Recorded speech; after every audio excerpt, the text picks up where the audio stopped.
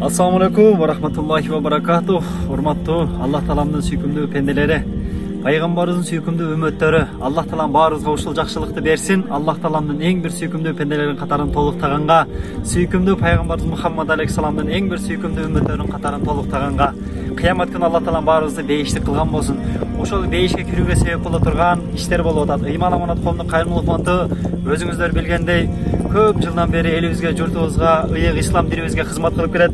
Урматтуу жамаат, Ыйман аманат нуру коомдук кайрымдуулук фондунун 20-үйү дагы башталган эле, бирок ушул крышасы бүткөнгө чейин ушул энебиздин жакындары, тууган уруктары, коңшу колоңдору жардам берип, ушул үй бүтүптүр. Бирок эми биз өзүбүз келип, жоопкерчиликти эми өзүбүзгө алып атабыз. Үйдү кичине чоңойтсок деп атабыз. Аркалары менен өтө кооз кылып, өтө керемет кылып, эң алдыңкы үйлөрдөн кылып бүтүрөйлү деп атабыз. Кудай буйруса энебиз Бишкекке кетип атат. Ушул убакытка чейин коңшу колоңдордун үйүндө, тууган уруктардын үйүндө 10 күн бирөөнүкүндө жашап күнүн өткөзүп аткан эле. Азыр эми Бишкекке жөнөтүп атабыз энебизди. Кудай буйруса Рамазан айын ошол жакта өткөзүп кетсе, күн ачылган болсо ушул энебиздин үйүнө дагы бир айга жеткизбей эле бүтүрөбүз иншалла.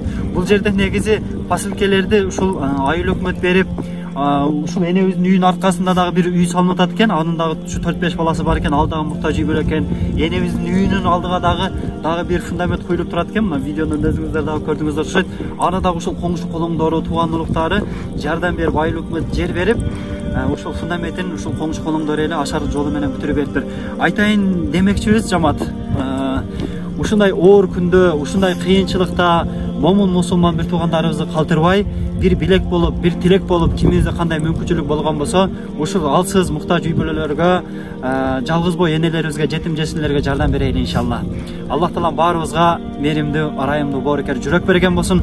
Аллах Таалам ушул ыйык жүрөгүбүздү хидаят нуру менен, ыйман нуру менен, такыбалык нуру менен, меримдүүлүк, ырайымдуулук, боорукерлик нуру менен, ыйык Куран нуру менен нурланткан болсун иншалла. Өмүрүбүздүн акырына чейин ушундай меримдүү, ырайымдуу, боорукер инсандардын катарын толуктап, Аллах Таалам берешет зат экендигине ыйман келтирип, Аллах Таалам берешен пенделерин жакшы көрөт экендигине ыйман келтирип иншалла бул жалган жашоодо өмүрүбүздү берешендик менен, жомарттык менен, патриоттуулук менен, берешендик менен, жамарттык менен, айкөлдүк менен, адилеттүүлүк менен өткөзгөнгө Аллах Таалам мүмкүнчүлүк берген болсун.